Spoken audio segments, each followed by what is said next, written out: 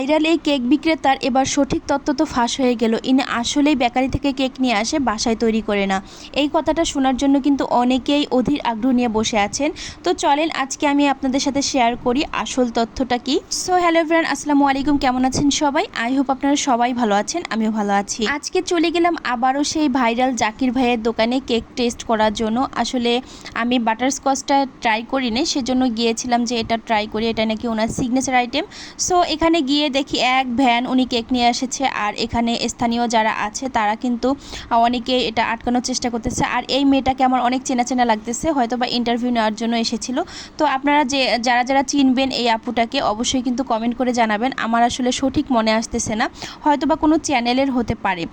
By the way, যে দেখতে পাচ্ছেন এখানে কিন্তু অনেক ভিড় ভাই, এখানে ক্যামেরা ধরে আছে, দেখেন কতগুলা মানুষ। আর উনি কিন্তু এখন পর্যন্ত ডেকোরেশনে করতে পারে নাই, আই মিন এখানে কেকগুলো যে রেডি করবে, টেবিলের মধ্যে রাখবে, টেবিলটা একটু ডেকোরেশন করবে, সেটাই করতে পারেনি। তাতেই দেখেন ক্যামেরা আর ক্যামেরা। আর এখানে এই ইউটিউবার ভাইয়াকে কে কে চিনেন অবশ্যই কিন্তু কমেন্ট করে একটু জানাবেন। আমি কিন্তু ওনাকে মানে ভালোভাবে চিনি না, তবে উনি কিন্তু এই ভাইয়াকে অনেকটাই হেল্প করে। এই যে দেখতে পাচ্ছেন ওনার মাধ্যমেই মূলত ভাইয়া হচ্ছে ভাইরাল হয়েছিল। দেন আমিও একটু আর কি সেলফি দিয়ে ভিডিও করে নিলাম সবার মাঝে আর কি। দেখতে পাচ্ছেন কত ক্যামেরা ভাই, আমি ক্যামেরা দেখেই অবাক। আর এখানে যারা যারা যাবেন অবশ্যই কিন্তু যারা একটু ঠেলাঠেলি করতে পারেন, ভিড়ের মধ্যে যেতে পারেন, তারাই কিন্তু যাবেন। এখানে কিন্তু প্রচুর ভিড় হয়, আর আলাদা এক সাইড থেকে টোকেন নেওয়া লাগে, ওখানেই কিন্তু প্রচুর ভিড়। আর এই যে ভাইয়া কি আসলেই বেকারি থেকে কেক নিয়ে আসে নাকি, এই প্যাকেটটা দেখে হয়তো বা অনেকেই সন্দেহ করে না এটা উনি কিনে থাকে, এই প্যাকেটটা ইয়া থেকে, মোহাম্মদপুর থেকে।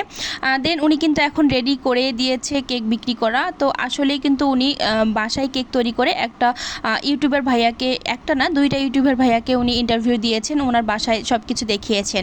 দেন দেখেন আমার কেক খাওয়ার পালা। এই বাটারস্কচটা আমি খাবো, এই যে 100 টাকা টিকিট দিয়ে, সরি এটা টোকেন দিয়ে কিন্তু আমি এখন কেক খাবো। আর উনি কিন্তু সবগুলা কেক এভাবে কাটতেছে।